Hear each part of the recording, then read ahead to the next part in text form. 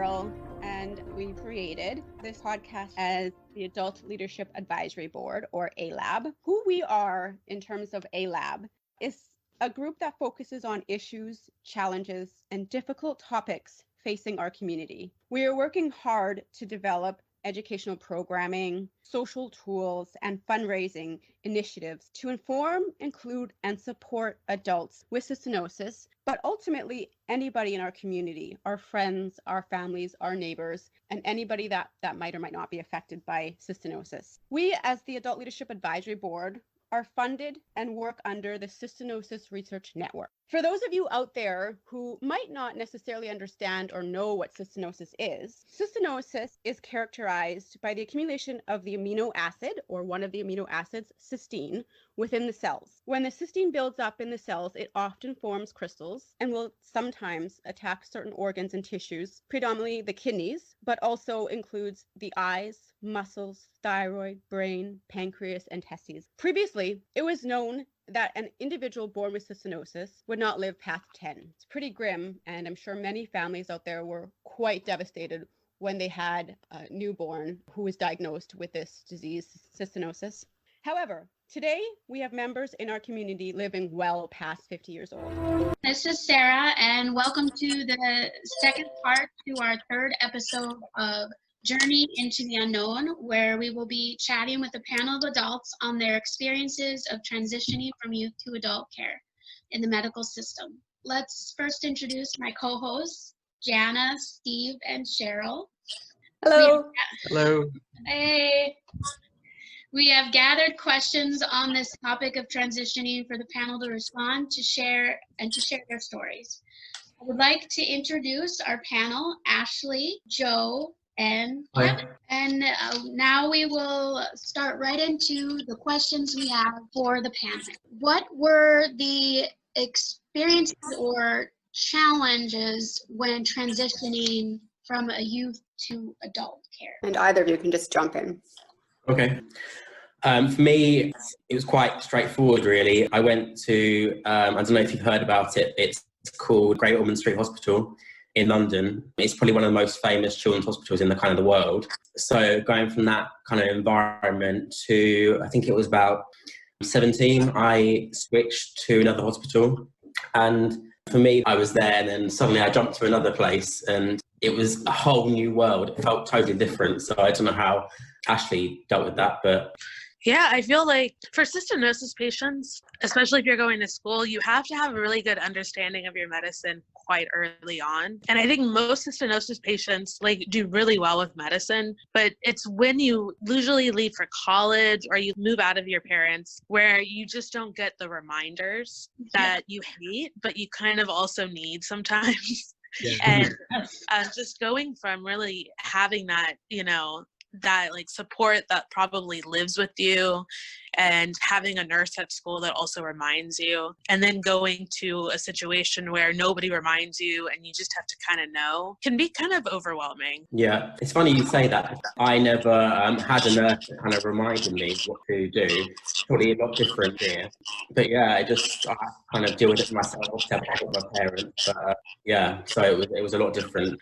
Yeah, and I think there's so many little nuances and intricacies of the pharmacy that a lot of times you just don't deal with until you have to pick up your medicine. Yeah. You know what I mean? I think there's a lot of you don't know what you don't know until you're in that situation of being your sole responsibility for your medicine, which can be a lot. It is, yeah. Yeah, and I mean, there's so much to our illness, right? I mean, there's medication routines, and there's appointments, and there's just kind of even just food reminders, dietary restrictions. So I mean, there's so much that's interesting because Joe, yeah, you're now moving to different buildings or potentially different departments in the hospital, and then that's a big change. And then yeah, you were saying, Ashley, you don't have those reminders. You don't know what you don't know. There's so much to it. Yeah. Yeah. These are some good points. I was still living with my parents when I was in my transitioning mode from 15, 16, 17, 18. So, I mean, I guess I was lucky in that sense, but it was moving out to a different province when I was early 20s. And then, yeah, you're thrown into, okay, how is this covered? Okay. What pharmacy do I go to? Okay. Oh, there's different pharmacies? Okay. Yeah. So what are the side effects of this? And like just so much. Yeah. Yeah, big change. I realized, I think it was a big transition when I moved because I had always had kind of the same team of doctors. So to go from that to like going into a place that I had no understanding, I had to really start from scratch was kind of overwhelming as well. So especially if you move for the first time, I didn't move outside of my hometown until I was like 25 or so, but that can definitely be a big step. Yeah, I'm still in my hometown now, so I've still not kind of moved on from that in that respect, but it was even more difficult for me because going from the children's hospital to the adult hospital was the same time that I had my kidney transplant done. So it was this whole kind of new world on me suddenly, and then also having to deal with the fact that I had a kidney transplant on the way as well. And it was a really hard one to process. Oh, absolutely. Yeah. So another question for the panel is, who helped you with transitioning from youth to adult? Yeah, like who stands out kind of in terms of maybe best advice or support or guidance, no matter who they were. Yeah. Who essentially was your mentor to help guide you through the process? I'm in a really good situation because I actually have an older sister that has cystinosis, and which is like a super, super rare thing. And she's always been really good about taking medicine, about owning everything, and really just taking responsibility. And I think just seeing that has really been helpful because it was a really good like motivation. I feel like if my sister had not taken it so seriously, I probably wouldn't have either. So yeah, I look at it and I'm very grateful to have that kind of example. Yeah. Oh, that's absolutely amazing to have that kind of mentor in your life, your immediate family. That's definitely, I think, kind of unique experience, especially someone who's responsible like that. So you can kind of look to her, right? Yeah, because sometimes I feel myself almost complaining, but it's hard to complain to somebody who has the same situation. It's not different, you know what I mean? Yeah, it's great to have that. Yeah. And what about you, Joe? Just the nurses and the doctors, really, because unlike Ashley, I don't have anyone around me, especially as a kid, that had cystinosis too. Obviously, I never had social media, so there was no kind of way of keeping contact with people. So I was kind of on my own, and I was the first experience I had with this. So I couldn't compare it to anything. So it was just normal for the doctors and nurses to tell me what's what, who's who, what rules to follow, what not to do. So they were kind of the people that got me through it. And obviously the lead to the kind of growing up, you have to take more responsibility by yourself. So it was a weird one. Yeah. Completely independent. Yeah. Almost like you're your own guinea pig almost. Yeah. Actually, I just have kind of a question in terms of your sister being your mentor and someone who also has cystinosis. Do you ever remember a time where there was a moment where she really helped you with something that you might have been struggling with, like kind of a, not necessarily a defining moment, but a specific moment in time? I know this is on the spot. No, I mean, I think, well, we were both during a time on dialysis during the same time, but she started earlier. And I think just her attitude towards it was really good because I think you can have a defeatist attitude when you go into something like that very easily. It's very easy to do. And she never had that mentality. So I think just kind of seeing her go through it and be strong, although vulnerable, was kind of helpful when I went into dialysis because I had somebody that I saw kind of happen to them. Yeah, right. Well, that's amazing. Like, that's good inspiration for yourself. Yeah, I mean, I think I don't. There's probably like a lot of controversy, but you know, that's a temporary thing, and you've got to be very optimistic every day about it, not to have like fake optimism, which is a whole thing. Yeah, you know, for sure. Yeah, it's like kind of trying to find those positives, like those real positives, in amongst the challenges of dialysis. Yeah, for sure. I do have a question for Kevin. In what ways do you deal with dialysis and trying to think of ways for thinking positively during this time? I think for me, I just try to think past it because there's no way around the fact that it's terrible. So I don't know about inspirational stuff for dialysis, because to me, dialysis is just one of those things you have to do, a surgery that's awful, or taking medication. I don't know if I have words of wisdom for that. It's another mountain to climb, and I've climbed a lot of mountains to get through this, and that's particularly big. I'm on dialysis now, for context, so it's never fun. Right now I go to a dialysis center, and that's a whole other thing, because where I live, there's no dialysis centers that don't also treat COVID-19 patients, so it's always scary to go in. I'm always the youngest person by 30 years at least. It's not a social thing for me anyway. It's just I put my headphones on, I listen to a podcast or listen to some music, and I just power through it like I'm jogging up a hill, basically. Mm-hmm. And it's interesting you say that, because I was always the youngest by far when I was on dialysis in the hospital as well. Right. And it's sort of like, yeah, okay, so this You is an feel like you're interesting not. feeling. I'm 30 and You everyone feel else like is you're not. 60, or and it can be hard to find the positives. I think one of the main things I guess that I took away from it, and I had my certainly bad days and thinking, well, like, this is crappy, was that I still have 2 people on my Facebook account who are nurses there. Because I mean, the nurses were, whether male or female, were more around my age, like 30, 40. The nurses So yeah. are always the best part about any hospitalization, any dialysis, anything. Yeah. Always, like, doctors are doctors. They're aloof. They come in. They Yeah. sometimes come in 10 at a time and go, "Here's what's wrong with you. You might die. Bye." And then the nurses come in and go, "Okay, so let me unpack that. Here's some anti-anxiety medication, because I know you're going to want it." They're the most real people, no matter what medical situation you're going to. Like right now, most of the people I think in my local dialysis clinic that I go to are Filipino women. Mm-hmm. Don't know why, but they make it doable because they laugh and they joke and they have a good time. They're decked to the nines in PPE gear now. They can barely, like, this is scary for them too, but they're a positive force because they're just nice people. You know. Yeah, our heroes these days, nurses. But if you have good support in the hospital, that definitely helps in terms of nurses and doctor. Sometimes good doctors will make you feel good, but usually it's the nurses. Yeah. Yeah. Any other thoughts to add, Ashley or Joe? Not as far as I can think of, no. What professional resources or services did you use during your transition? And this is just a general question. So I'm just wondering what resources you use, professional resources you use to help you transition from youth to adult medical. I don't know that I am even now transitioned. I mean, that's the kind of the thing, is this idea of transitioning into adulthood. I didn't do that when I was 18. At least I don't think so. I didn't do that when I was 24. You know, I'm still transitioning into adulthood.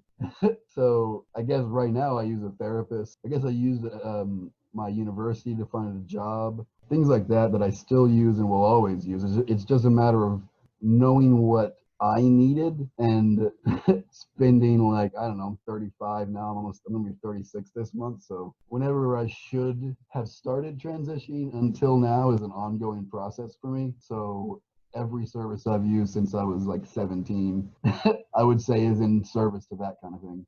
What about you, Joe or Ashley? Do you have any feedback on that question? Well, I've never really had any services like that. I can't really add much to the question, really, because I just went straight from A to B. I didn't really, I'm getting therapy now, but at the time I just went from one to the other, like just like that. I didn't get any help or anything. Whether that's the testament for NHS, I don't know, but I can't really add much to that because I didn't really get any professional help. Just the support from the nurses and the doctors were what really made it possible, really. Yeah, I can't really add too much to that, I feel like. Looking back, I wish I had more help in terms of like maybe having a therapist, because now I do, but it would have been nice to have it back then.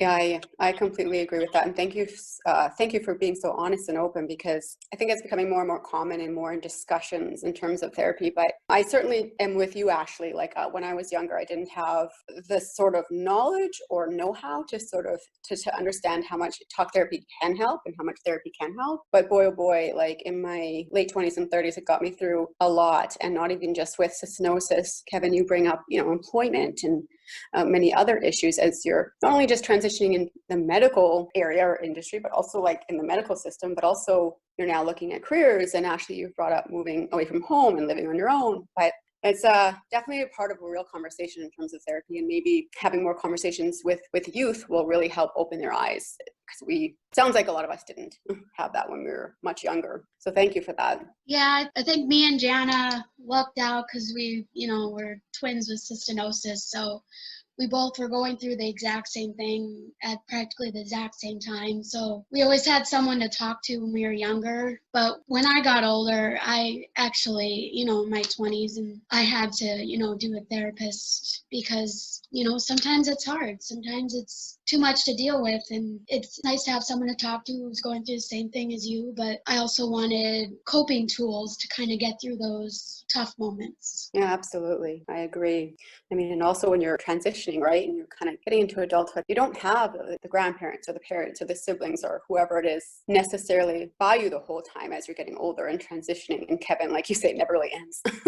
It's difficult to sort of feel like you're on your own. And sometimes in the past too, I didn't have these Facebook groups and these chats, and I didn't really know anybody else really, maybe one or two people from afar who had cystinosis. So it's definitely difficult. And I mean, if we can spread the word to younger generations, like it's okay to talk, it's okay to get help. That's huge. Mentally, there's a lot. And when you're taking things on your own and you're transitioning into adulthood, it's a lot. Yeah. So I appreciate this conversation. One thing that's helped me is having a series of resources that I can go to, whether it's some of my doctors or my sister-in-law's really good with contract insurance type stuff, so I can ask her questions. When there's a question about really early childhood stuff that I don't remember as much, I go back to my mom because she is there and remembers all of it.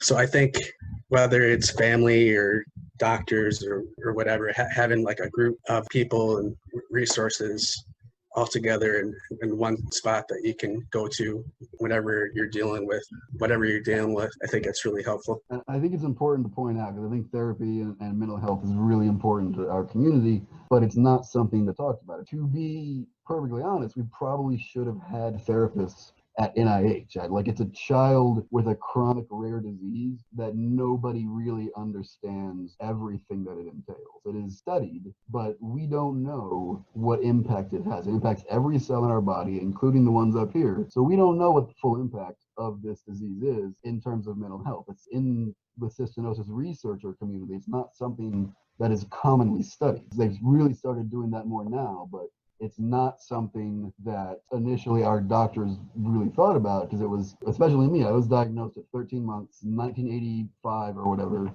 Therapy is not on the forefront of people's mind. It's, oh, my doctors just maybe told me that, my kid is going to die at age 10. Let's focus on that. Not this child is going to make it into adulthood and then maybe have some issues with, I know cystinosis patients that say they were traumatized specifically by things like going to NIH and being studied. I know that we all probably have a lot of medical trauma just for being a child with a chronic illness that nobody understands. Taking medication can be traumatic. Getting experimented on effectively can be very traumatic. This is all trauma that we have just as a part of our existence. It's part of our identity to have traumatic medical things happen to us. And if we don't have that network, because the parents and the caregivers, they've always been in a huge network of people talking. My parents have been on an email list, I think, since the 90s. Like, they've always had that. The patients have always kind of been on our own in terms of finding it. So finally now, I mean, internet's been out for 30 years. We're still just now going like, hey, maybe we should have groups where patients can talk to patients,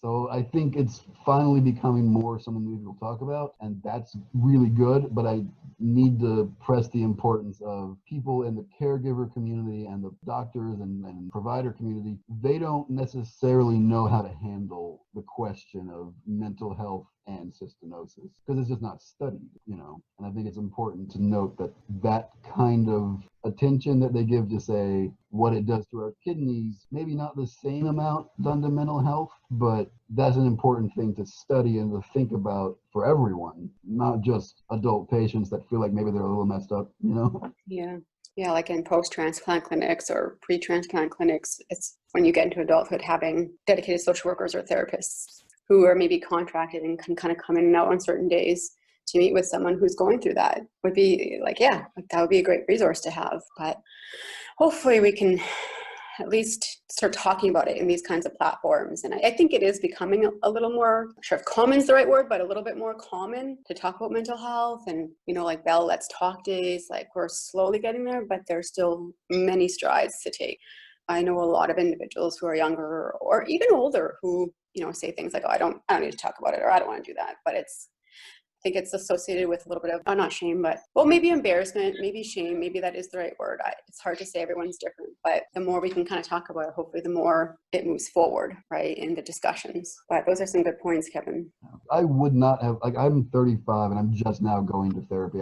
I think 10 years ago, I would have been so obsessed with being normal, which is a big part of my problem, that the idea of living a normal life meant I can't be like abnormal. And that's kind of what people think about therapy and mental health issues is, oh, you're not normal. And I'm like, live a normal life. That is the goal of cystinosis. Live a normal life. And I'm like, I don't even know what normal means anymore.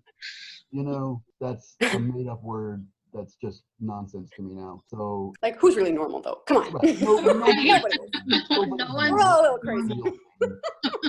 And I feel in the cystinosis community, well, for me anyway, that seeking out therapy can seem somewhat of a weakness. Like, I feel that having cystinosis and dealing with your family, dealing with you having cystinosis, you have kind of this rock put on your shoulder where you have to act like you're fine, just so that they're fine. Otherwise, if you're not fine, then they're not fine. And it's like this big domino effect that if you don't act fine, then they're gonna, what's wrong? What can I do? They're gonna hover and, not just listen, but kind of push in a direction you don't want to be pushed. Yeah. Well, yeah, like our family, our mom and dad anyway, when we were younger, they wanted us to feel like we were a normal child or a normal kid. And also, we didn't really have internet or anything because it was just starting out when we were kids.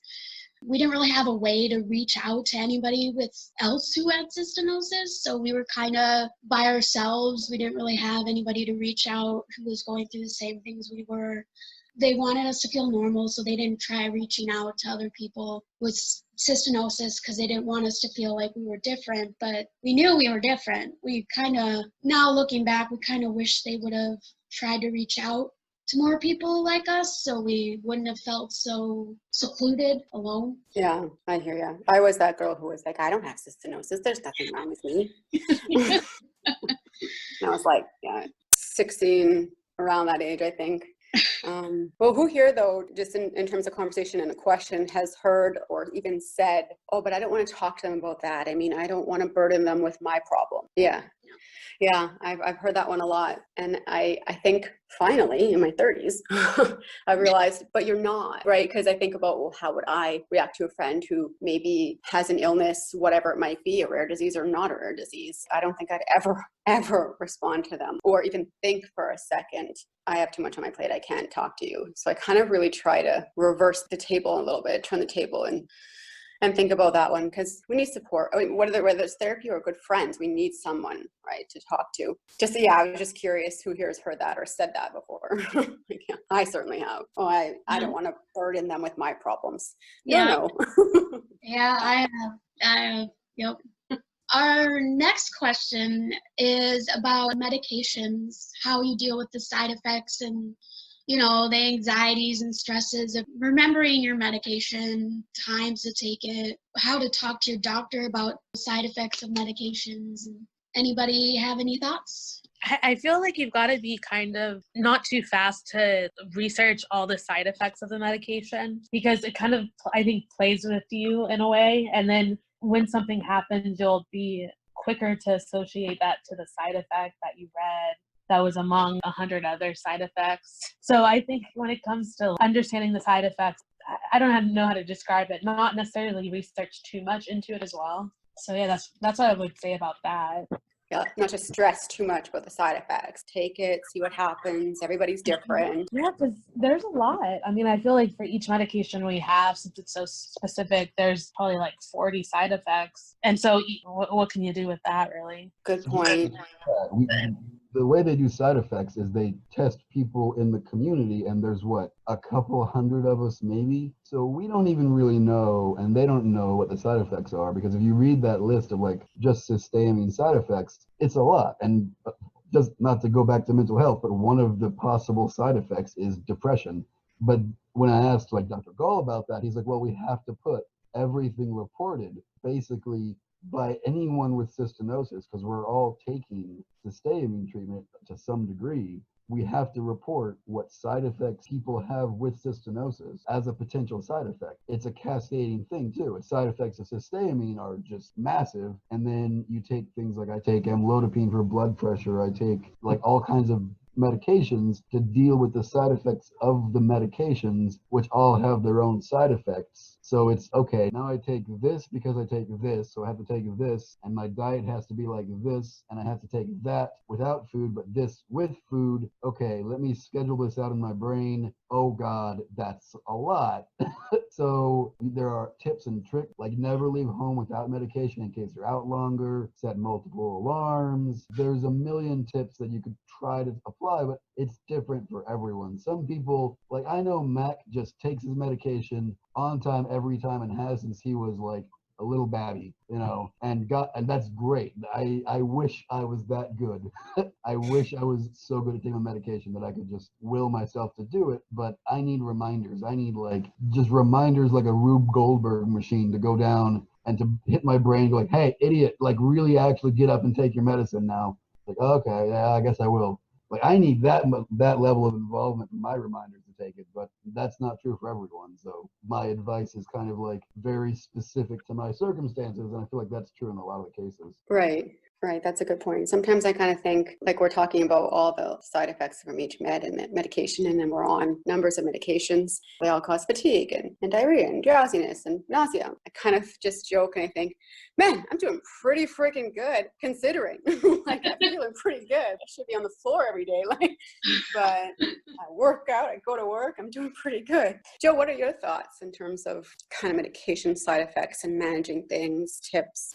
Yeah, well, for me, they're not really even side effects anymore. They're just my personality, basically. It's how I felt for nearly 24 years. So it's kind of just there. That's who I am. It's being tired all the time is who I am. Headaches are who I am. It's just part of it, you know? Yeah, that's a really good point, actually. Like, it's what you know, right? This is what you know. Yeah. No, that's a super good point. Same thing here. I've been taking medication since I was 10, so essentially almost 30 years of my life, or more than 30 years of my life. So yeah, it's kind of what we know, and we just go with it. And maybe I'll pick up a few tips and tricks. Drinking the pineapple juice I take Persisby, so something acidic helps. Hey, I tried out what she said on this Facebook group, and it's helping me. It's not any kind of medication advice or anything, that we're not doctors, but just trying pineapple juice with your Persisby, and that helps. I think like tips from other people who kind of lived it, understand it, know it, learned things, and then just like you say, it's what you know. You kind of go about living your life. Yeah. Don't let it stop. Carry on. Yeah. No. Carry on. Yeah. Keep going. Yeah. Just carry on. Keep going. Yeah. Yeah.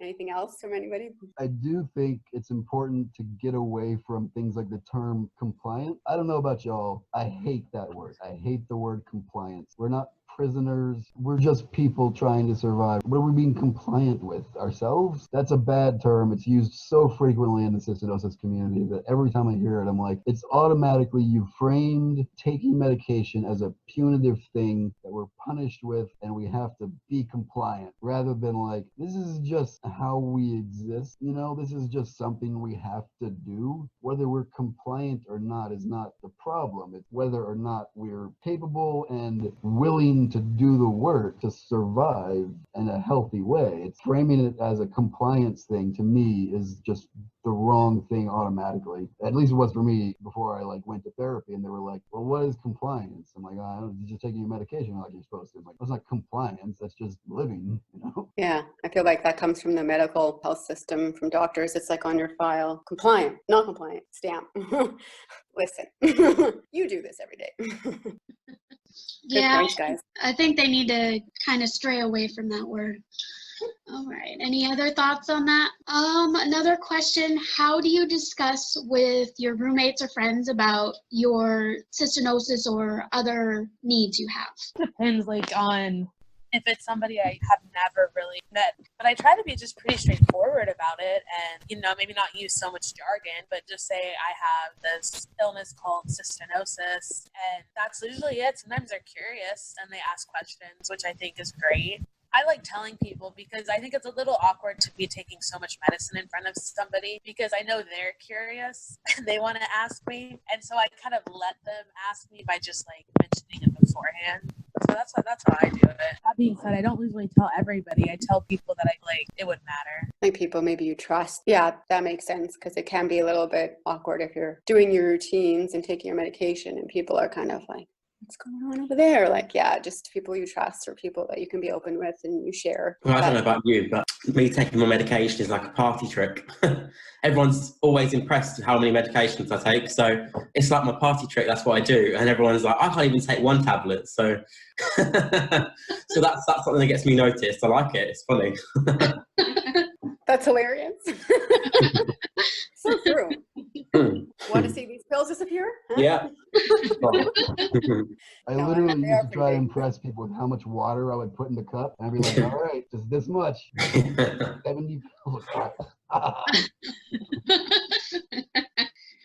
That's funny. I will say, when I was a kid, I never got the opportunity to explain it myself. I don't know about y'all, but from first through like fourth grade for me, every class that I had, if it was a bunch of new people, because I had to take so much medication, I had to have water breaks, the teacher would just get up in front of the class. It's like, this is Kevin. He's weird and has lots of pills to take. So, you know, that's what that is. Anybody have any questions for Kevin? And I'm just like, I like dinosaurs. You know, I don't know that that's the right way or the wrong way, but that was a weird experience for me as a kid to immediately be, this guy's the odd one out. This guy also smells funny. So we have to explain why he smells funny so that kids won't make fun of him. Let's do that in this, like, public forum in the classroom setting.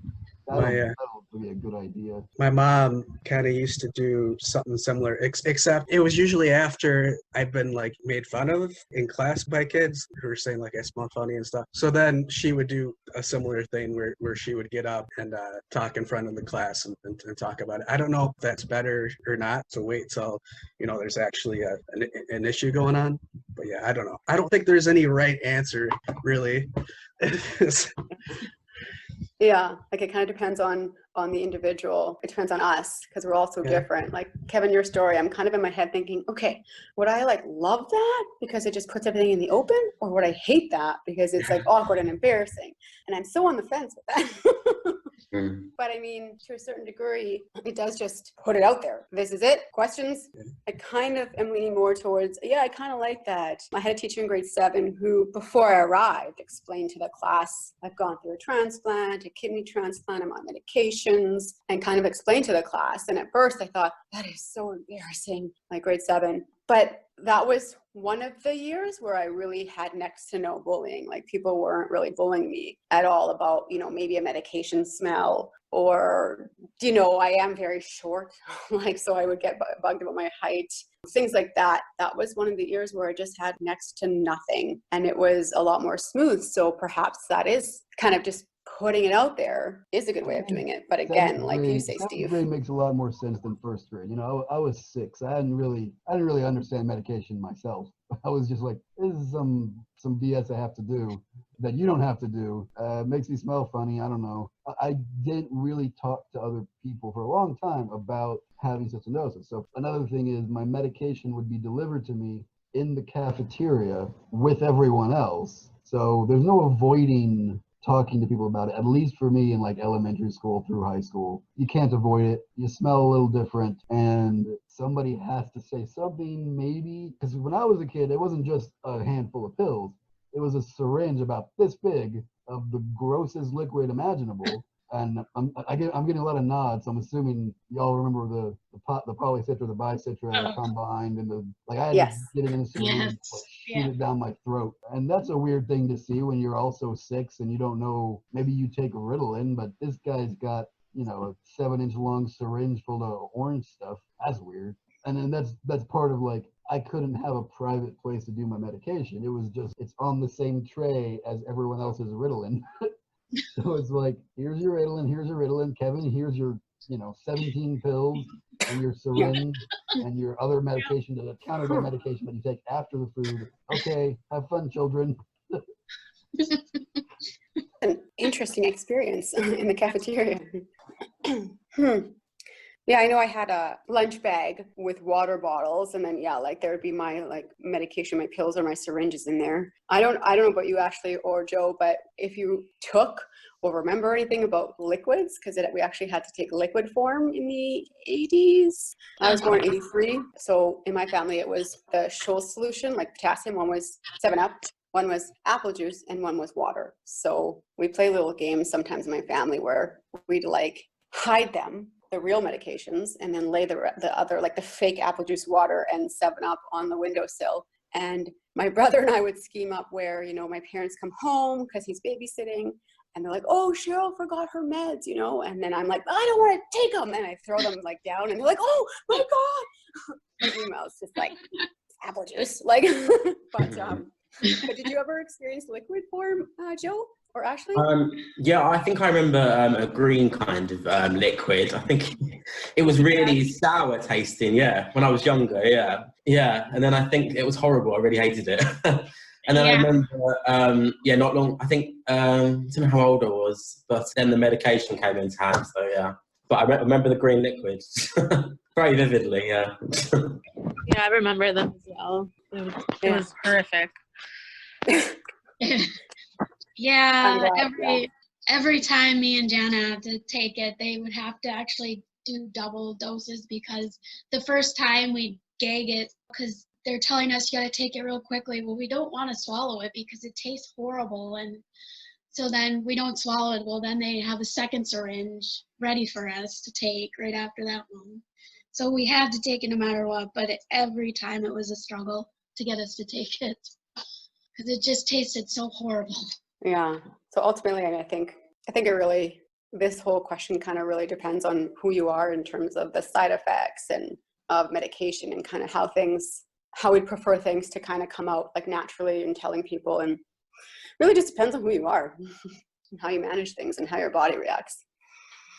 Yeah. Any final thoughts? Any other questions before we say our goodbyes? Any other questions you guys might have? Joe, Ashley, Kevin? Or thoughts? Yeah, or thoughts? I do remember one good piece of advice in terms of taking medication that I heard that I still haven't implemented, but the idea is that when you take your medication, if you have a pet, a cat or a dog, you give your animal a treat when you take your medicine, and they will remind you to do that on time. They have a much better internal clock, and they really like treats. It's something that I read online. I was like, that's genius. I should do that. And I haven't yet, but I wanted that to be out there. Because that's a smart one right there.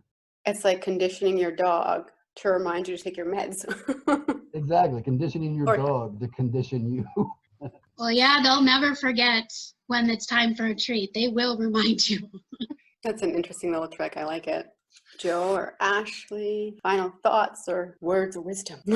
Yeah, I'm kind of out of things too. I mean, I think that honestly the best thing to remember out of everything, especially when you're kind of transitioning into adulthood, is one thing, like try to open up and try to find that safety group, people you trust that you open up to, whether it is a therapist or it is just family or friends. Like, don't go it alone, I guess. Ask questions, reach out, and kind of try to find that support network that will help you through. Definitely. Well, if nobody has any other thoughts or tips or tricks, say this, well, I'll stop the recording. And we want to thank you all for coming and for joining our podcast, because it does really mean a lot that you share your stories and opinions and just helping future generations. Thanks for having us.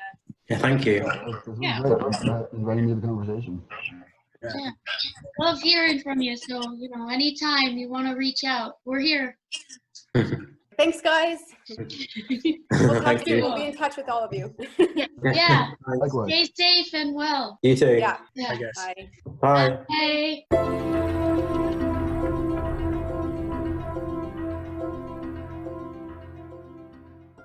And now for our next guest, Serena Scott and her mom, Susan Scott. I'm Alan's wife. I've turned into Jeremy's mother, Melissa's mother. I'm everybody's mother. There's some really important issues about that with transition too, I think. Yeah. With the mum. Yeah. And that's exactly what the questions are kind of geared towards, is transitioning. We didn't have any transition. Serena had no transition. She literally got dumped from the kids' hospital to the adult hospital. And her first experience of that was an ECG on her heart. They put her behind a screen, told her to take off her top and everything.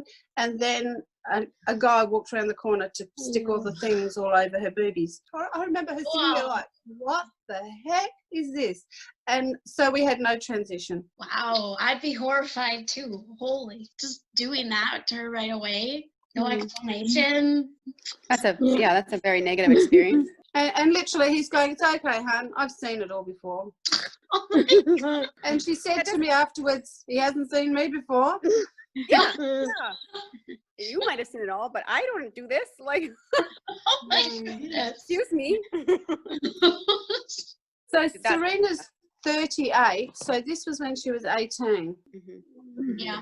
It's unfortunate. Yeah, and I think too, when you're going to the same children's hospital from the age of 16 months to the age of 18, and you then walk into the hospital and the receptionist is like, hi Serena, and the nurses are all, hi Serena, and everybody's, hi Serena, because they've known you, they've seen you grow up, and all of a sudden you're dumped in a new system where no one knows you. It was a big jump. Yeah. It can be daunting. It can be daunting, yeah. Yeah, that would be quite daunting and miserable, you know, to just end up with somebody like that right off the bat. So what about you guys? Well, did your doctor know about cystinosis, or was it just pretty much just a general checkup when you transitioned? We don't have cystinosis doctors here. We have renal specialists who kind of handle it all. And if they miss something, yeah, they just pass you from one to the other. There's no cohesion, we found. That's unfortunate. Yeah. I think countries like and the USA and Canada maybe are getting more into gear of having clinic days we've heard about, which I think would be marvellous. In fact, we had a doctor come out from the UK with a couple of his adult renal transplant patients, nothing to do with cystinosis, but what they found in the UK was kids that have grown up with mum and dad doing everything, organising everything. Then the kid moves out of homes, had a transplant. A great deal of them lost their transplants. So what they decided to do is have what they called a clinic day, and they got all of the specialists involved with that disease together and all of the adult patients. And it wasn't even in a hospital, it was separate. So it was more a luncheon, everybody socialised and played pool, and then you just went off to your different blood tests and whatever. So all of the doctors were together, and they also had a mentor who was their age that they could ring any time of the day or night if they had an issue. And they found that in X amount of years, they lost one transplant. So it was working so well that this doctor and two of his patients were asked to come to Australia and to travel around all the major hospitals and explain what they were doing, because they really found it worked. And I thought that was a really good idea. So all of us parents were kicked out, and we all had a cuppa downstairs with the doctor, and the two adult male patients sat around with all the adult kids and had a chat. Wow. Wow. I feel like that would be very beneficial. Yeah, it would. My experience was similar, because I didn't really, it was sort of just going from one section of the hospital to the next section, and it was similar where everyone says, hi Cheryl, and then you go, and I knew nobody and didn't know how to sort of advocate and ask the right questions at 17, 18, 19. And it wasn't really the best experience for me either. I still had my mom coming with me to some of them until I was about 21, but it was not easy. When you're 17, 18, you've left high school, you don't really still know how to advocate for yourself and properly ask the questions that you need to ask. And so it was definitely challenging for me in Canada. Yeah. For me, I had kind of a good situation, I guess, because my pediatric doctors kind of helped transition with my adult doctors to some extent. That they would coordinate a little bit with my adult doctors and always be there to answer questions. And one of my pediatric doctors actually had cystinosis. She was a big help. And my mom, she made a huge binder full of my medical history, if there was something I couldn't remember, because it was before I had a memory, and the doctors I had, and then just like blood tests. It was basically just like one giant organizational binders to keep all my medical stuff. And she had been helping me transition somewhat since I was 12 or 13. So I learned how to make my meds when I was like 12 or 13. Yeah, so I went to, I still go to University of Michigan, and it's been a really good system for me. The guy who diagnosed me was Dr. Taney, and he's one of the experts of cystinosis. Yeah, so I've been pretty lucky. It makes a difference to have like doctors and specialists who know exactly what cystinosis is and what they're doing. Hey, like, as opposed to like, oh yeah, I've heard of that. I'm gonna have to do some research on that. Yeah. The doctor I have now, when I got him, he didn't know anything about cystinosis, but he's been one of those guys who's all about researching, and he's willing to learn. He wants to be a partner with me. Excellent. Yeah. Mm-hmm. Yeah. Me and Jana, when we first started getting sick, we lived in a small town in North Dakota, and they didn't really know what we had. They just knew we were getting sick a lot. Our bones were a little deformed, or they thought, we were vitamin D deficient or had some sort of side illness. And then at some point, they thought that we were being abused by our parents because we just kept going down instead of going up in our growth. So finally, our mom, who her job is a lab technician, so she knew some of the labs, so she could read some of the labs once they were done. And she figured out that there's something else going on there. There's something else is wrong. And the doctors agreed. And then they said, well, you can either go to Denver or Minneapolis, Minnesota, because there's some very good doctors there that could figure out what's wrong with your girl. And they took us to the University of Minnesota, Fairview, which is in Minneapolis, Minnesota, and did some tests on us. Well, they mainly did tests, from what Mom told me, on me, because Jana was sicker than me at that point. So they did the test on me, and then once we met with the doctor, he said, well, there's one you don't want, we'll test for, but we hope you don't have it. And we ended up having it, that one that he didn't want us to have. And the one doctor who found it was a fellow at the start, wasn't he? Yeah. What's his name? Yeah, Wells, I believe, Dr. Wells. He found out what we had, and he started us on a medicine regimen, which wasn't even fully approved at the time. So it was more of, we got into a study, and we're allowed to take the medicine Cystagon in liquid form at the time. There was no pill form. So it wasn't the best tasting medicine, but they had us taking it. And the doctor, he would babysit us sometimes, because we were in Minneapolis for so long periods of time. And funny story, he actually was babysitting us one night, and our parents had us on a strict diet of no water until we took our meds and ate. And we so did that. he's watching us, and he won't give us any water, and we're crying. We're like 18 months. Wah, yeah, we're saying wah wah. We're jumping up and down, and we're crying and screaming. And they come home to him giving us water by the glassfuls. Like, he just keeps giving us water, and they're like, don't give us water, huh? Don't give them water. And he's like, well, they wouldn't stop crying for it. And he's like, yeah, okay. Well, imagine how we feel. Yeah. Serena was similar. All of her meds were oral. She didn't have a peg. So she called it her yucky water. She had to have her yucky water before she was allowed to have her nice water. Mm-hmm. Yeah. Yep. Oh. Nasty. So the parents today, in a way, a lot of them just go straight for the peg, which there's lots of advantages with growth and that. But yeah, the older generation, you guys were used to, everything was oral. Yeah. Yes, it was so gross. Yeah. Interesting. And you're all still here. Yeah. Well, Why? I did have the G-tube for a little bit. Yeah, I had it until I was about 10. I did the oral too, but I wasn't good with the liquid. Yeah, because it was awful.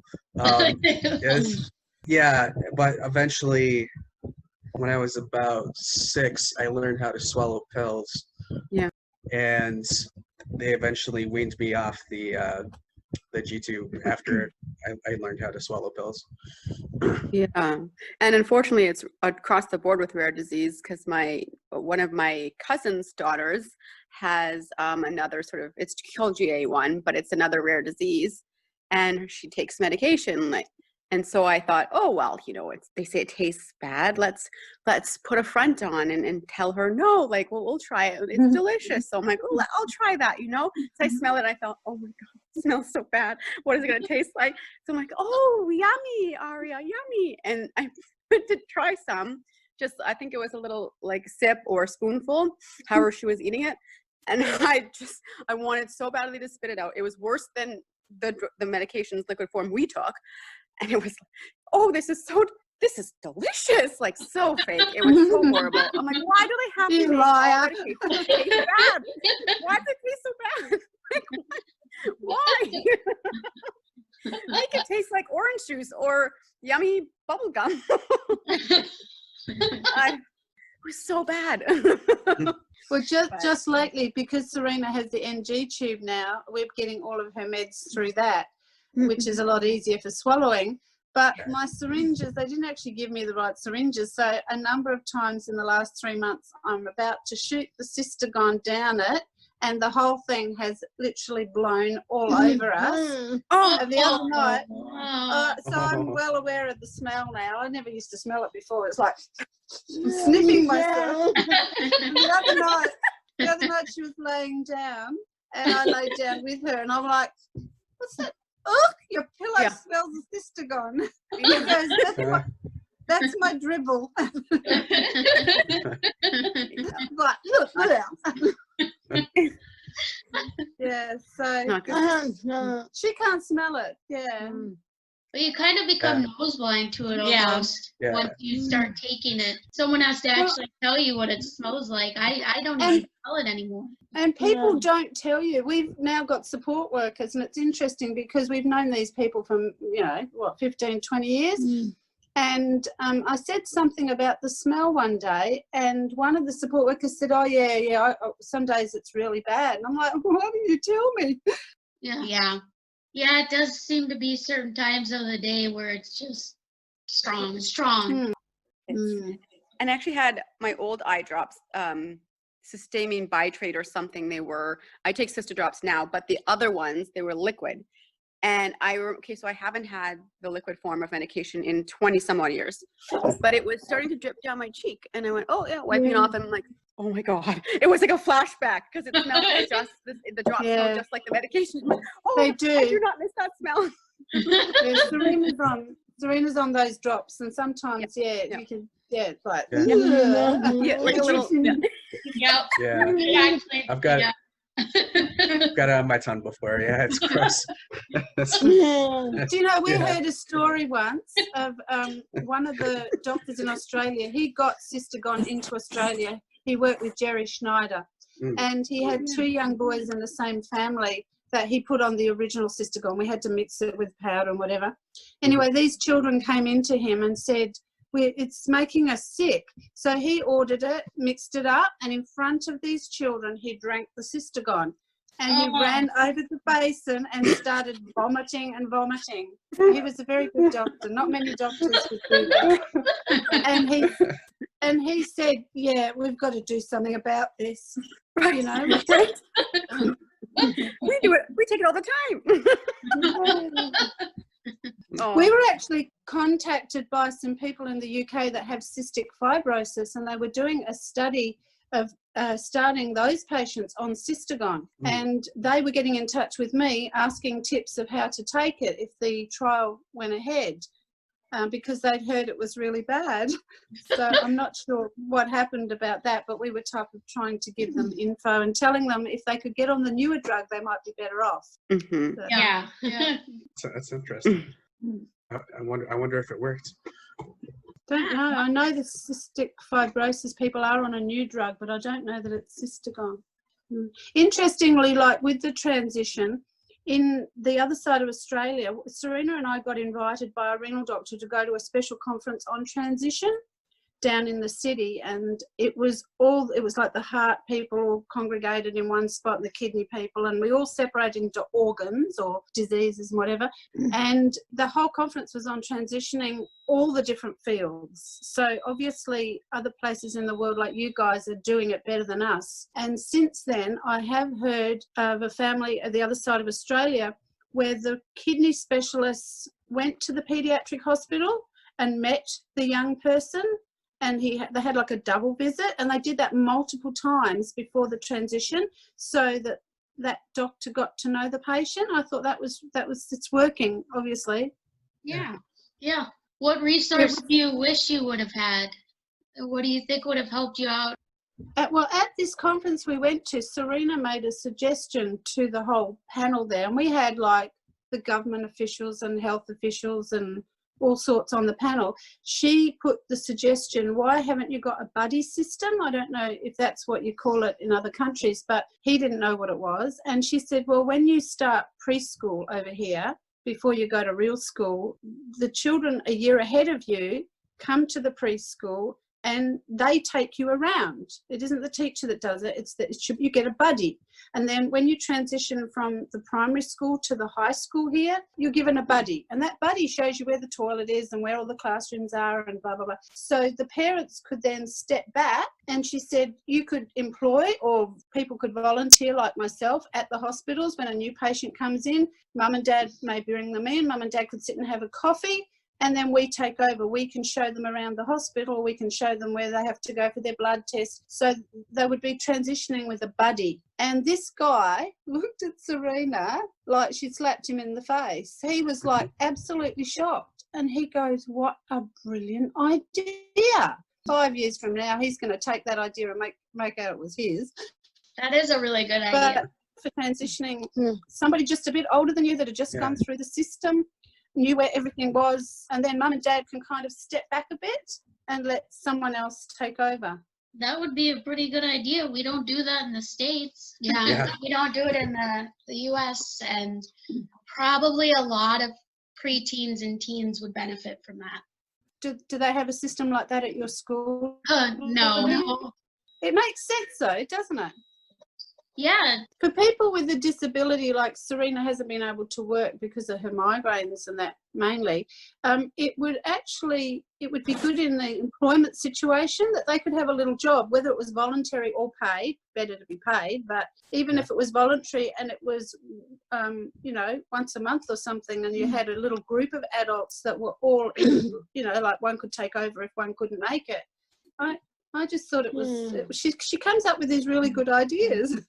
Yeah. It's a really good idea. It is a good idea. I think that's an entrepreneurial role that needs to happen in, all across North America, etc. Where there's like a person who's gone through like an opportunity that's a job, or a person who's gone through like us, rare disease, cystinosis, like whatever it might be, in the hospitals doing just that. Like that's mentoring young adults who are transitioning. You see, they could do it over, like if you were diabetic and you were going to the diabetic clinic or cystic fibrosis clinic or like have people that have been through it and got through it. And even if they've had a rough time getting through it, that's even better in a way, because they're more, they have the understanding. Yes, like a rare disease advocacy coordinator. That's the role title. You got a title for the job. But it makes sense, doesn't it? It makes sense to have someone that's been there rather than just chucked into a system. Have someone that's been there before you. Yeah. I mean, there we go. Big idea of the whole podcast.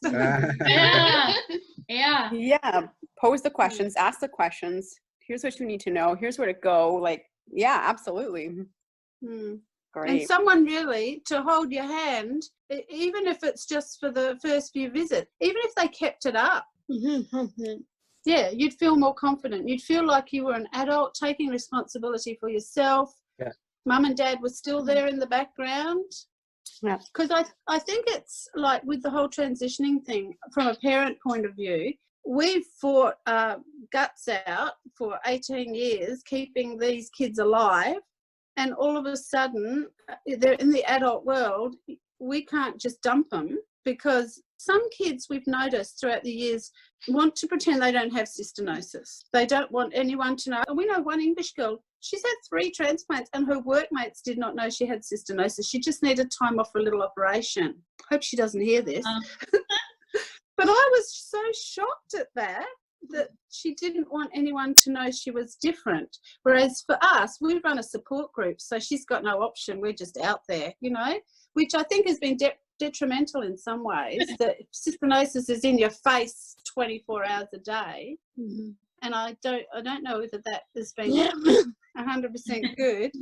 But yeah, so some don't want to know. They don't want other people to know. So the kid really doesn't learn much. They just let mum do it all, you know, like, because they don't really care much. And then you've got other kids that want to know it all and are able to transition a lot easier, if you like. Because I think it makes it really hard when you say, okay, mum and dad aren't allowed to go to appointments after I hit 18, because some kids aren't in that position to be able to allow that to happen. And it puts pressure on that young person then to think, well, everyone else is doing it. They're 18 and mum and dad aren't coming with them. And then they don't ask the questions, because mum and dad have been doing the whole show up till now. Yeah. Oh, okay, your turn. Yeah, I agree. Yeah. It would definitely benefit someone to have like an older mentor in a way, to have someone to reach out, even if it was about like drinking alcohol or something, so they don't go absolutely, you know, off the wall and just do everything all at once because they haven't experienced it before and they want to try it. Yeah, like get advice from a peer who lived it, responsible, lived it, knows, you know, what works and what doesn't. Good idea. Yeah. Mm-hmm. Yeah, Serena, that's a great idea. Maybe we should work on this. I think you'd have to work with hospitals, wouldn't you, really? Or with your renal group? Yeah, you'd have to approach the hospital or the renal doctor and then sell the idea to him, and then, get him to okay with the hospital board. Mm-hmm. Find the dollars. Even if it wasn't paid, if it was a voluntary, a lot of hospitals do voluntary work, you know, the tea trolley lady, and there's a lot of volunteer work that go on. I don't understand why they wouldn't allow a volunteer advocacy person to help out, especially if it means they're going to keep their transplants. Yeah. And a volunteer would be easier, because then you don't have to find the money. I'm kind of half kidding but half serious. But you don't have to find the money. You don't have to find the salary, you benefits. It's a volunteer or multiple volunteer roles. You could start it as a volunteer idea to see if it worked, and then get feedback, give back to the hospital, and if they can then see that it's working, then they may do it as an employment job. Yeah. I think it would like be a successful. social worker kind of standpoint. Yeah. But with Abedini in the title. Yes. Yeah. If you had a little pool of cystinosis adults at the same hospital, see, we're a bit hard here because we don't have the patient numbers. You guys have got a lot more than us, but you know, if you've got a whole group that all go to a similar hospital, then I like that idea. But for instance, in my state, we do have other people with cystinosis, but we're spread apart really, really far. And it's not a whole lot still. Like in Michigan, there's maybe 3. And I think if we reached out to the rare disease community in general, because as a whole, people with rare diseases, there's a lot more of them together than just people with cystinosis. Yeah, that's a good idea. You could be under the umbrella of, and you'd probably get more pull because they're more well known and they've got funding and whatever, so they could do all the liaison work and you could just do the offering. Yeah, good idea, because we're the same. They spread us out among every different hospital. I don't know if that's because of the price of the Cystagon and they don't want us all in one place, but it makes it harder because we're all spread out. Yeah. Yeah. Mm. Yep. They should put us all together. We're going to move to the US. Actually, we've been told that if we would like, that we should move to New Zealand if we'd like, because we can't get your new drug here, the Procysby. Oh, you can? No. Well, it's here, but the government won't pay for it. Each individual hospital pays for it here. And so when you've got one drug that's worth X amount and another one that's worth 20 times more, you know, you can understand one over $1 million to get the new drug. But New Zealand, we know that they have got it there. It's tough because it's such an expensive drug. And like you say, there is another form out there that's much cheaper. It's been a lot of controversy, like I think all over the world. Yeah. Well, look, Serena is just transitioning to a new hospital because her original doctor from one hospital gave her to another hospital because the transplant was going down, and now that can't happen. He doesn't really want her, so he's transitioning her to another hospital. So we've got 3 major hospitals in our city.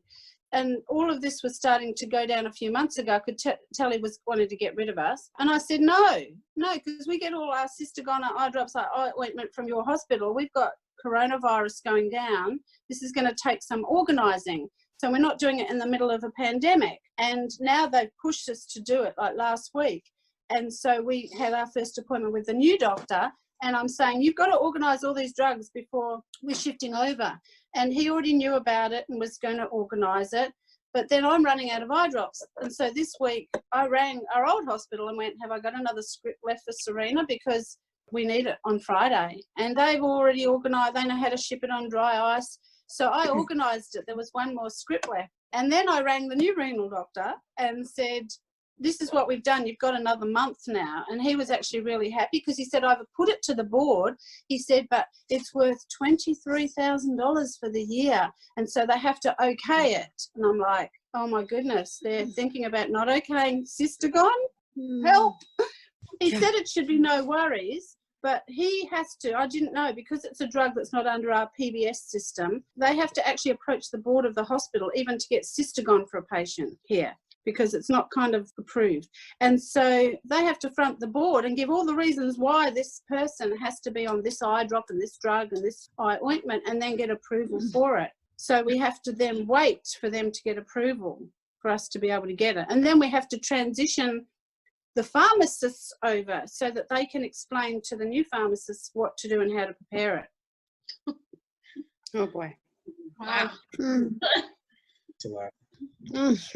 It's quite stressful because you literally, well, I've heard some of the American folks have their insurance companies say no to things, and the poor parents are on the phone, like, or the adults if they're not at home and that, on the phone for hours fighting with insurance companies just to be able to get the drugs they need. And it's really hard. It's a lot of work and a lot of stress, like you said. Yeah. Yeah, I mean, for Procysby, you need a letter from your doctor, you need to talk to the pharmacy who, has the Procysby, and then you need to go back and forth with them until they're agreed and okayed and somebody agrees to pay for it, because the drug is just so expensive. I mean, $1 million for a year? What insurance company wants to pay for that? Right.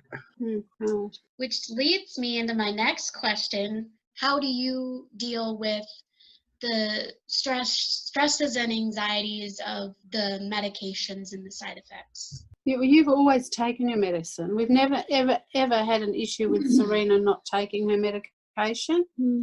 We had more of an issue that she makes a lot of saliva and is always hocking up. And since she's had the nasal gastric tube, we found that the heart medicine she was on made her heart 10% better, because I think it's getting straight into her tummy. So that's made a big difference. Even though she's always taken it, whatever medicines we give her, she just swigs them back. It was getting harder to swallow and she was choking on them. Yeah, and we actually asked for permission to swap her from the 150 capsules of Cystogon down to the 250 down to like a smaller dose, and they wouldn't do it. they had to front the board. This is for the same drug, just in a smaller dose, because she'd need double the amount. And they wouldn't do it.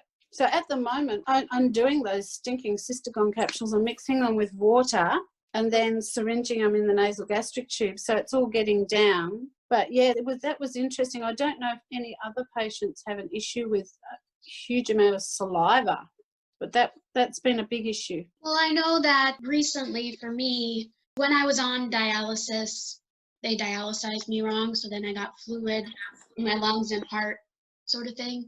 And they had to pump the fluid out of me. Well, ever since they did that, I always, when I lay flat at night, I always have like phlegm and saliva. I have to spit up for at least an hour at night before I can finally fall asleep. So I've experienced stuff like that. You think it's due to the swallowing? Yeah. The swallowing, yeah. Yeah. See, Serena didn't get onto Cystagon really until she was 18. Yeah. Whereas a lot of you guys in the US are kind of ahead of us. Some of you started it from when you were little. Yeah. So we don't know the damage that's been done in those years before she actually got on it. And even then, we'd only just found the American sites on the internet. That was all. We didn't even have a computer. And we actually said to the kidney doctor, we think, we've been talking to people around the world, we think she needs to be on this drug. And he went, oh no, it stinks really bad. She won't like it. So we said to her, here's a doctor in the US, his name's Bill Gore. Write to him, because this is how we had to put it across. Please just email him or ring him and just ask him what he thinks. And we knew what Bill was going to say, but he did. And he rang us up 2 days later and says, oh, yeah, Dr. Gore says you really need to be on this drug. And we went, oh, really? And that's how she got onto Cystagon. Well, thank gosh for him, Yeah. Dr. Cole. Yeah. He's a great guy. Have you all met Bill? I've been going to the NIH for a number of years for various studies. So I've known him since I was in kindergarten, maybe before that. So do you have any more questions there? Who's a person or persons that helped you through your transitioning from youth to adult? Besides Anybody. Mom. Yeah. It's mainly the mums, isn't it? We were talking about this with some other parents, that it's more the mums than the dads in most cases. You know, some dads are really involved, but often it's the mums that do all the hospital visits and the doctor's visits and arranging meds and giving meds. And I don't know, what about you guys? Who did all yours? My mom was an ex-nurse, so she was kind of made to take care of a sick kid. My dad was an automotive engineer, so he didn't understand it as much. Well, he could have made a pipe and connected it through. He was a good emotional support for me and for her. He was always there, and she knew how to do stuff more and understood the medical jargon better than he did, because she had been in that world before. New girls? Yeah, our parents, they kind of tag teamed us because we kind of double teamed them. Yeah, in that department. So usually Dad would take me and Sara would have Mom, and they would sit in with our blood work. And Dad was usually, he was our cab driver of sorts in the cities. He would drive us around to maybe the Mall of America and places like that, just to do something fun during checkups, just to make it more of a fun kind of vacation thing. Yeah, they both would come in and talk to the doctor, but Mom would have a list of questions written down that she would ask the doctor, and Dad would be there joking around with the doctor and talking about anything but medical, because he gets uncomfortable talking about medical. He's more a sports guy. Yeah, for sure. With me, along with me as well. Like, Mom was kind of number one, driving me to appointments and sort of taking her time off. But my dad did his own part in terms of just being that steady financial provider. And then kind of a little bit like what you're saying, Sarah and Jana, like a little bit more of a jokester. But actually, my brother, who's 11 years older than me, was a big influencer in my childhood sort of medication routine, because he would be the one to sort of say, like, okay, like play games almost with it and have fun with taking meds. So when he babysat, being much older than me, when he babysat me, we would play games and fill up the liquid caps, like the little liquid caps that we would have all of the liquid medication lined up on the windowsill. So there was this fuzzy sulfate, potassium, whatever it was, the disgusting cysteamine, but it looked like water, apple juice, and 7-Up. So you would just play games where, you know, they would be lined up on the windowsill. I would have taken my meds already, but the fake stuff was lined up, and, you know, they'd come home, my parents, and, oh, Cheryl, you didn't take your medicine. And then he would say, like, oh crap, no, I forgot. Like, and then it would just be like, just kidding. It's just 7-Up. I took it. And just kind of be that funny guy, like, in my life with my medication, because sometimes you need humor. Yeah. So the whole family, yeah.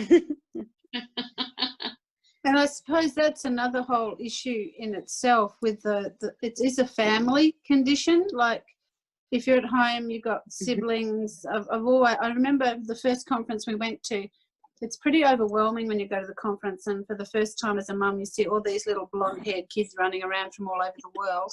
And one particular talk given by, I think it was a guy from Belgium or somewhere, they had a system there where they had like a holiday resort, and they have the whole family come there with all the specialists. So all the siblings, everyone can have fun and have like a little holiday, go to the pool and whatever.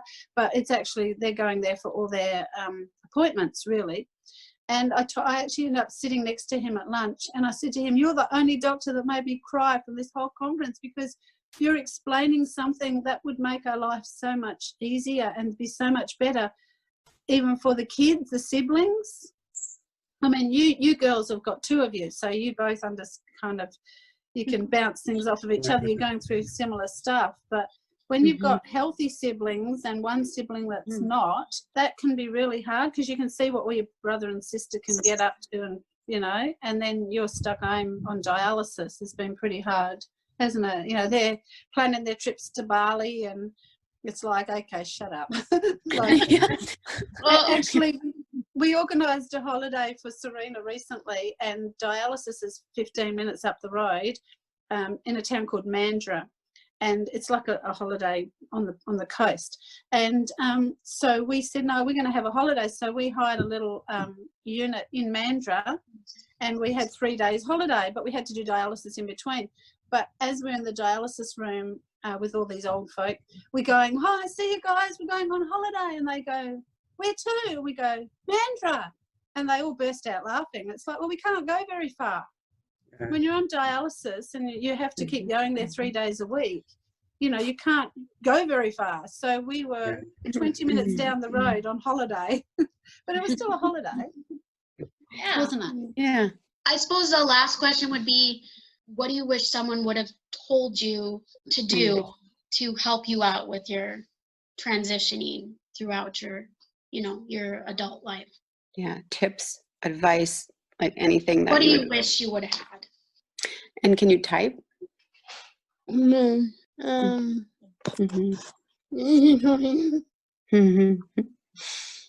Take your time too. Yeah. I would have liked to know ahead of time what I was going through. What you're going to go through. Yeah. Yeah, like kind of the journey ahead. Yeah, I think if we all could kind of have a little bit of insight into what this would look like, almost like your buddy system idea, like you had a buddy who went through everything like 10 years before you, but like was in your family or your like best friend. I actually have 2 cousins on my dad's side. So my dad's sister married someone who was a carrier, and they're both carriers, just like my parents. And they actually had 2 boys with cystinosis who passed away in the 70s from it. And I often think about them, and I have pictures of them in my wallets all the time, in my purse. I often think about them and think about, I live for them and everything they're not able to do, because they passed away when they were 9 and 12. and also be like, I wish that I had them in my life to kind of help guide me through everything, because like Serena, you say, you wish you had known what the journey was, ahead. And I think that would be super helpful to have your bad days, but then have someone say, yeah, I've been there too. Like, this is what's helped me, like, all the time. And because like when Serena was diagnosed at 18 months, they told us she wasn't going to live through childhood. So a lot of parents from this generation were told the same thing. And it almost had like it's a death sentence hanging over your head your whole life. We've kept going and getting overseas and going to conferences, and nothing's kind of stopped us. We just flowed with the hospital every time she got rushed in. But nowadays they don't tend to say that. But back then it was like, take her home, enjoy the time you've got left with her. They didn't tell me it was 38 years. They made it. Yeah. So it's almost like that generation of older ones were not given a very big hope because of transplants were quite new then. Yeah, I mean, me and Jana are 36, so we were kind of that generation where mom and dad were told we're going to live. They didn't give an exact year, but they were kind of skeptical the first time around, our first doctor. Yeah, I was supposed to live till 10, and I'm 32, so. Yeah. Yeah. Same. I'm 36. So we celebrated 10 years, oh, that's great, or, oh, she's done high school, that's great, or, oh, she's going to university, or what, like anything where the average person who is healthy would think like, okay, well, that's nice, but we celebrated like in our household because it's big strides. Like, you made it past 10, you're in high school, you're done high school, that's great. But that's what it is. And they saw my cousins pass away at 9 and 12, and that's what they knew, and that's what they thought, and they grieved it. And then I just kept living. So now I say, okay, well, we'll see what 20 years down the road brings. As far as the whole transitioning thing, you may not think that doctors listen to you. They listen to your mum and dad because your mum and dad are doing all the talking. We had a situation with Serena under a neurologist. They were trying to help with her migraines, and we were stuck in hospital for a month, and they actually made her worse. But anyway, one day I said to her, look, we just got the iPad, get on there and write down exactly what you're feeling, how you're feeling about this whole issue, what's going on.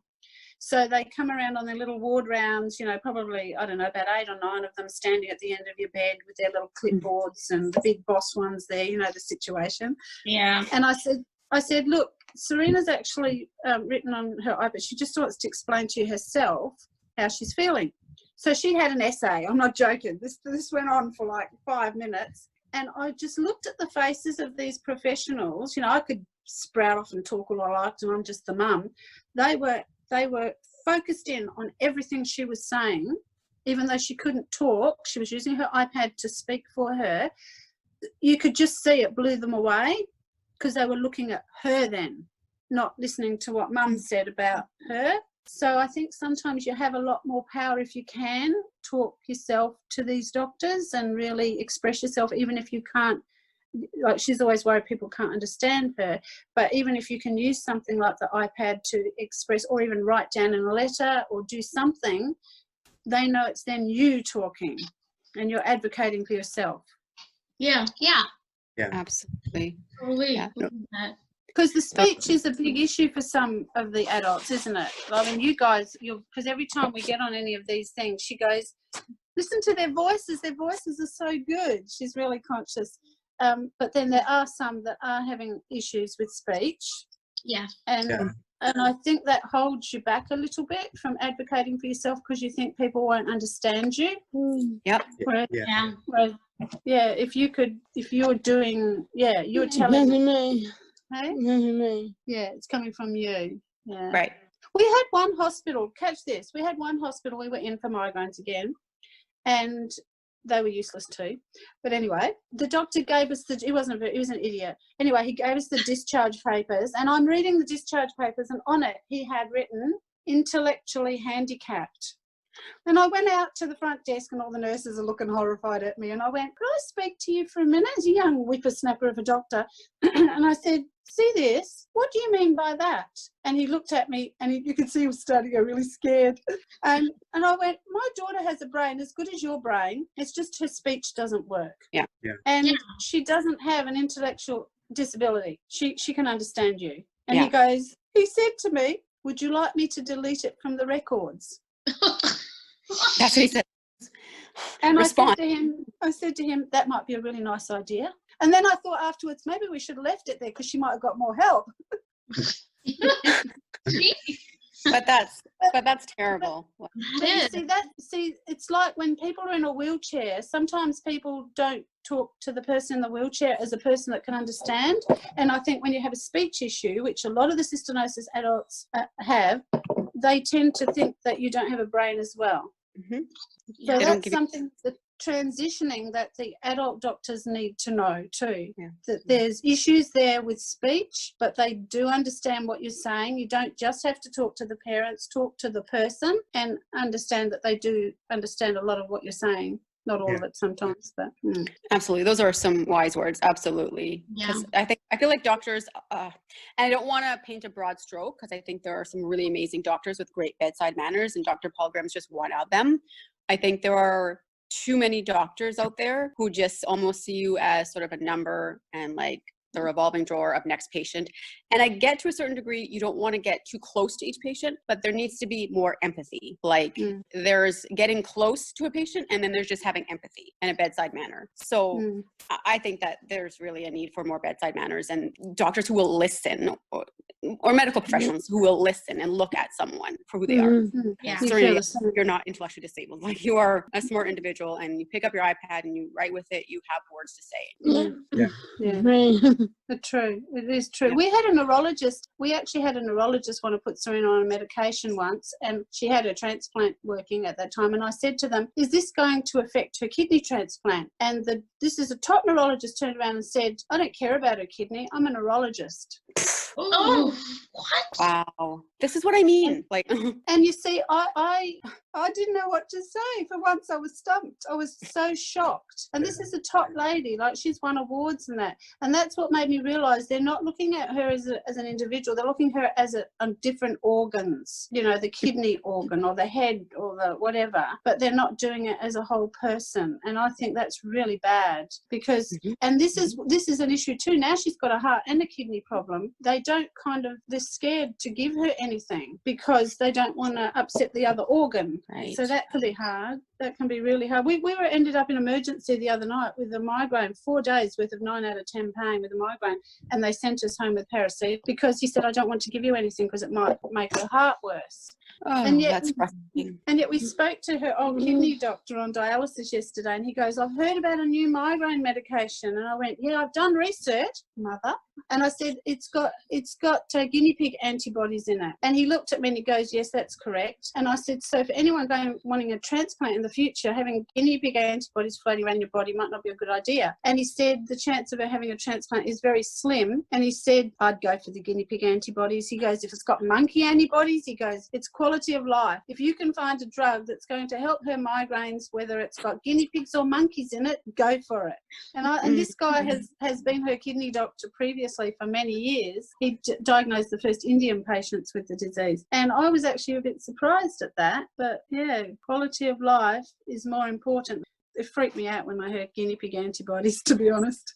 Well, antibodies. No one's putting guinea pig antibodies into my kid. She don't care. Give me the antibodies from the monkey or whatever. Yeah, that's one thing I have to worry about is antibodies, because after my transplant, there was the appearance of antibodies. It was my first transplant when I was 2013. So my next transplant there's a good possibility that it might not take. You know, they're keeping a close eye on it, but, you know, you never really know because antibodies make it really difficult to just keep it. It could be because when I had my transplant, they did do a transfusion while I was under, and then I had another one outside after the transplant because it wasn't what they call it. It went to sleep basically. So they had to give me another transfusion, which, you know, ups the chances of antibodies in the system. Yeah, I don't like that word, period. Yeah, I don't know. Antibiotics. I see. Yeah, in my mind, you're a superstar, Serena. You first welcomed me to the group when I knew like 2 people with cystinosis from Canada.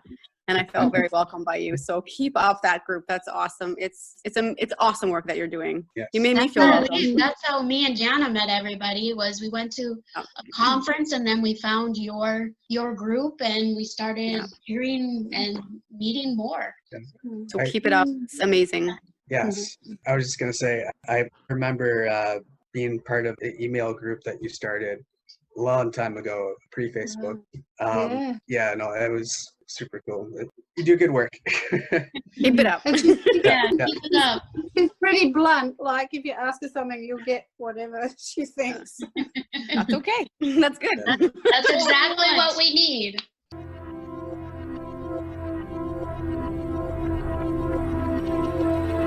We would like to thank you again for listening and thank CRN for their support in creating the podcast. Stay tuned for our 4th episode on the realities of bullying within the cystinosis community.